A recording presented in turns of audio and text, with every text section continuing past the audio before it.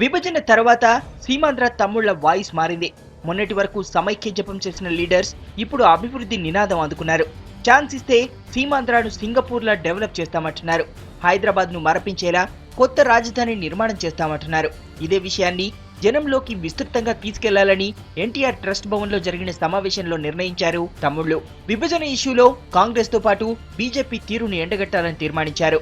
ఈ రాష్ట్రంలో 294 సీట్లకు పోటీ చేసేటువంటి సత్తా, కార్యకర్తలు ఉన్నటువంటి సత్తా, మరి మనకు వ్యవస్థాగతమైనటువంటి ప్రజాబలం ఉన్నటువంటి సత్తా ఏకైక పార్టీ ఒక్క తెలుగుదేశం తప్ప ఎవరికి కూడా 294 సీట్లలో అభ్యర్థులను నిలుపుకునేటువంటి సత్తా కూడా లేదు. మరి అది సీమాంధ్ర కావచ్చు, తెలంగాణ కావచ్చు, విజయం తెలుగుదేశం పార్టీని మాత్రమే. రెండు చోట్ల కూడా ఈ తెలుగుదేశం పార్టీ మాత్రమే అధికారంలోకి వస్తుంది, జాతీయ రాజకీయాలు శాసిస్తుంది. ఎన్నికలకు తక్కువ టైం ఉన్నందువల్ల నేతలందరూ గ్రామాల్లోకి వెళ్లాలని ఆదేశించారు అధినేత చంద్రబాబు. క్షేత్రస్థాయిలోని క్యాడర్ను యాక్టివ్ చేయాలని సూచించారు.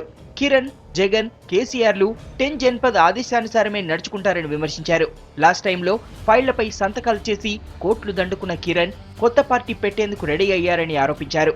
ఎన్నికల తర్వాత తమదే అధికారమంటూ ధీమా వ్యక్తం చేశారు బాబు.